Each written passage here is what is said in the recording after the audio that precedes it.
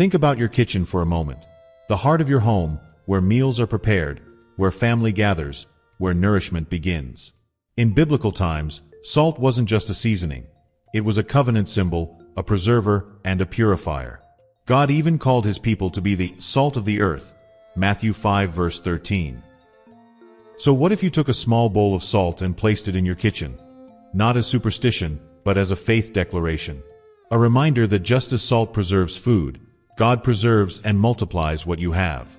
A declaration that what seems barren in your finances will be healed, just like Elisha's spring.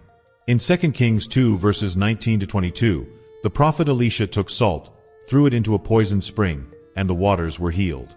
That same salt carried divine power to transform what was barren into something life-giving. And believe it or not, this same principle can apply to your finances. I remember a woman who was struggling to make ends meet. She had bills piling up, and her small business was barely surviving. Then she heard about this principle and decided to act in faith. She placed salt in her kitchen as a daily reminder of God's covenant faithfulness. Within weeks, unexpected opportunities came. A client paid an old debt, a new contract landed in her lap, and she found creative ways to stretch her money further. Was it magic? No. It was faith in action. Just like the widow in 2 Kings, for who trusted Elisha's word and saw her oil multiply, this woman positioned herself for God's provision.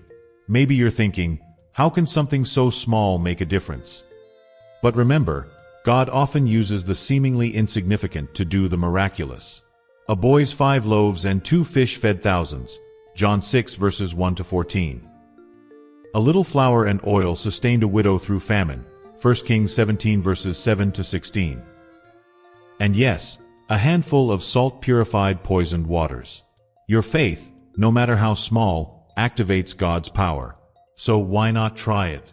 Place salt in your kitchen today, pray over it, and declare, Lord, as this salt represents your covenant, I trust you to heal my finances.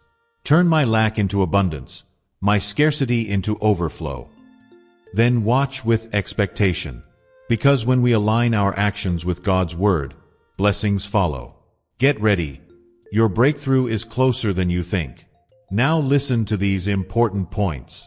Placing salt in your home as a sign of faith is a powerful spiritual act. But true prosperity comes when we combine faith with practical wisdom. Proverbs 21 verse 5 tells us, "The plans of the diligent lead to profit as surely as haste leads to poverty." God blesses our obedience, but He also expects us to work diligently, manage our resources wisely, and avoid reckless spending.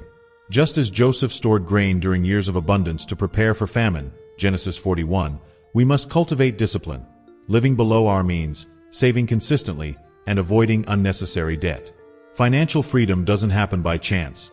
It's built through intentional choices that honor God's principles. At the same time, we must remember that wealth isn't just for our own comfort. It's a tool for God's kingdom.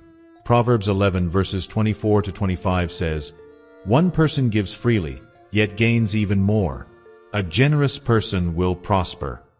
When we work hard, save wisely, and give cheerfully, we position ourselves for God's supernatural increase.